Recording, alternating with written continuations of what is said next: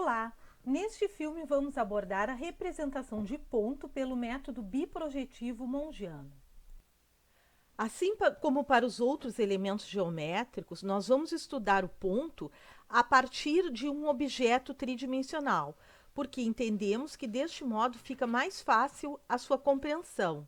Nós vamos abordar a representação de ponto no primeiro diedro e começar a estudar ponto a partir dos vértices deste objeto, que eu chamo igrejinha. Então é importante nós girarmos para conhecer e compreender a forma do mesmo. É mais fácil nós entendermos um ente geométrico abstrato como um ponto se nós relacionarmos a um vértice de um objeto. Então, por exemplo, o ponto A está situado no espaço no vértice deste triângulo, que é uma face da igrejinha, e ele terá suas projeções horizontal aqui em A', vertical em A2' e lateral esquerda em A3'.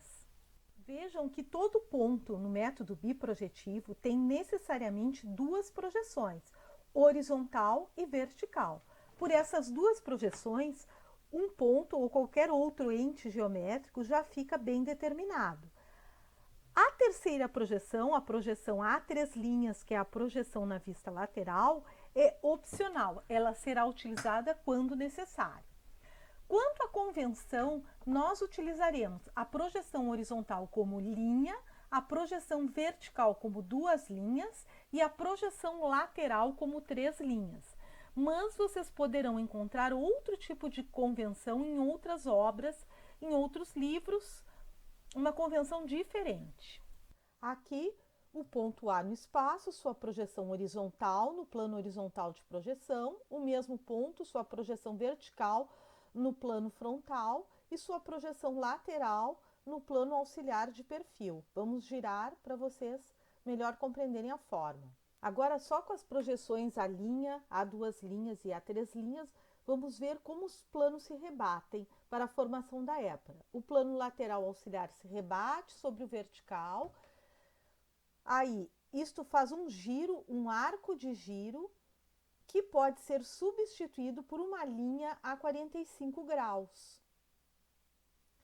Então, os dois planos, o plano vertical e o plano lateral auxiliar, por sua vez, vão se rebater sobre o plano horizontal de projeção, dando origem à épora. Observem que na épora, na verdade, não vai existir esses limites dos planos, como fizemos aqui apenas a título ilustrativo. Vejam que a projeção de alguns vértices, que são pontos, podem coincidir. Por exemplo, aqui os pontos I e B têm a sua projeção horizontal coincidente. Então, nós vamos grafar I' idêntico a B'. O sinal de idêntico são três tracinhos paralelos. A projeção vertical de I e de B estão em lugares diferentes porque eles têm alturas ou cotas diferentes. Estão aqui, vejam. Por sua vez, aqui ilustrando uma outra coincidência, os pontos H e I vão ter a sua projeção vertical coincidente em I', idêntico a H'. Além das suas projeções, um ponto fica definido por suas coordenadas descritivas. Na verdade, as coordenadas descritivas estão intimamente ligadas às projeções do ponto. Mas antes disso, o que são as coordenadas descritivas? São valores que situam um ponto no espaço. Nós podemos fazer uma analogia das coordenadas descritivas com as coordenadas cartesianas x, y e z, embora não tenham exatamente os mesmos parâmetros dentro dos eixos. Mas vamos ver. A abscissa seria um valor em x, o afastamento um valor em y e a cota um valor em z. As coordenadas descritivas do ponto, assim como as coordenadas cartesianas de um ponto, dentro da computação gráfica, estão referenciadas a um ponto O, aqui que se chama origem das coordenadas. O que seria a abscissa?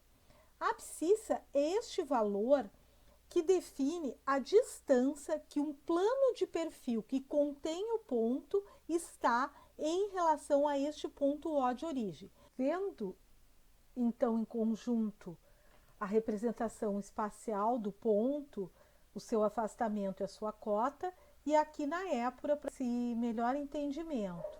Afastamento, aqui 6, cota aqui 4 e a abscissa 8 negativa. Então, fica à esquerda do ponto O. O ponto B tem abscissa menos 5, à esquerda aqui de O, no espaço e aqui na épura.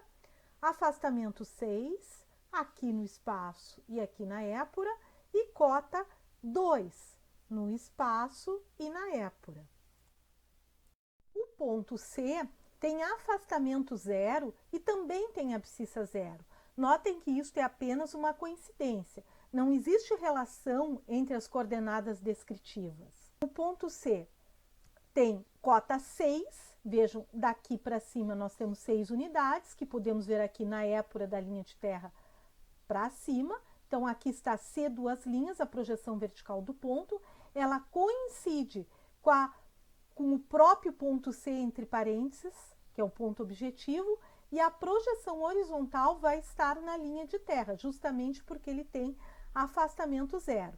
E nós dizemos também que o ponto C pertence ao semiplano vertical superior, aqui é abreviado por SPVS. O que é o semiplano vertical superior? Vejam que o plano de projeção vertical, sendo infinito, ele terá uma porção superior que fica acima do plano horizontal de projeção e uma porção inferior que fica abaixo do plano horizontal de projeção. O ponto D é um ponto que tem abscissa 4, afastamento 7 e cota 6. Vejam, abscissa 4 significa que o seu plano de perfil está 4 unidades à direita do ponto O, origem das coordenadas, pode ser visto aqui no espaço e aqui em épura. Afastamento 7, nós podemos ver aqui no espaço,